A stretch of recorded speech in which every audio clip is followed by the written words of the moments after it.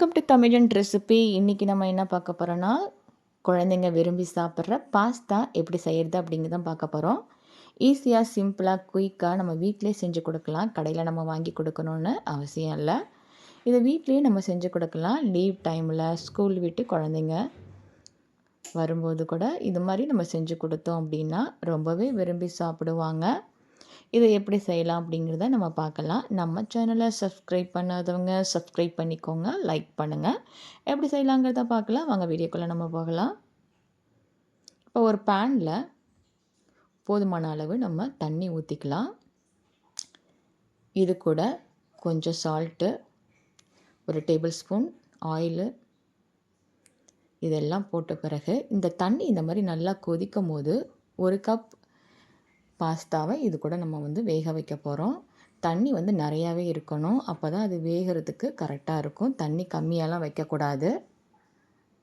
இப்போ இது எல்லாத்தையும் நல்லா மிக்ஸ் பண்ணி விட்டுக்கலாம் நம்ம. இது கொஞ்சம் நேரம் நல்லா வேகட்டும். இப்போ இது மாதிரி எடுத்து பார்த்தீங்க அப்படின்னா வெந்திருக்கா என்னான்ட்டு தெரியும். பாஸ்தா நல்லா வெந்துருச்சு. இதை ஒரு இதில் ஃபில்டர் பண்ணிக்கலாம்.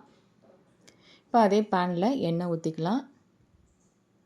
இது கூட பெரிய வெங்காயம், ஒரு பெரிய வெங்காயம் போட்டுக்கலாம். கேப்சிகம் கொஞ்சம், தக்காளி 1, க்ரீன் சில்லி 1, இஞ்சி பூண்டு பேஸ்ட்டு ஒரு டேபிள் ஸ்பூன் போட்டு நான் ஹாஃப் போட்டிருக்கேன்.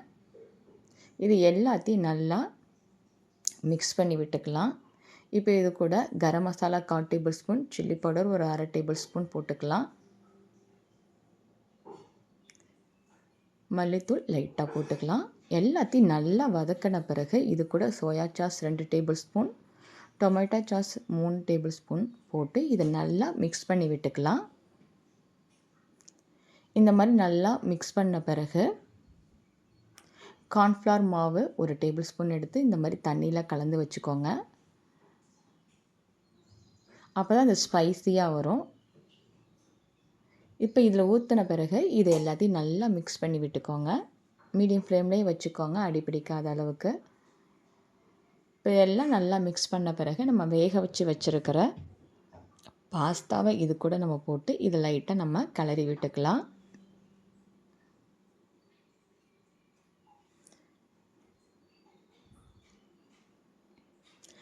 இதை நல்லா மிக்ஸ் பண்ணி விட்டுக்கலாம். இந்த மசாலா இந்த பாஸ்தா கூட நல்லா மிக்ஸ் பண்ணி விடணும். லாஸ்ட்டாக இறக்கும் போது கொத்தமல்லி இலை தூவி நீங்கள் இறக்குனீங்க அப்படின்னா ஒரு சூப்பராக டேஸ்ட்டாக நமக்கு பாஸ்தா நமக்கு ரெடி ஆகிடுச்சு. கண்டிப்பாக நீங்களும் இந்த மாதிரி ட்ரை பண்ணி பாருங்கள்.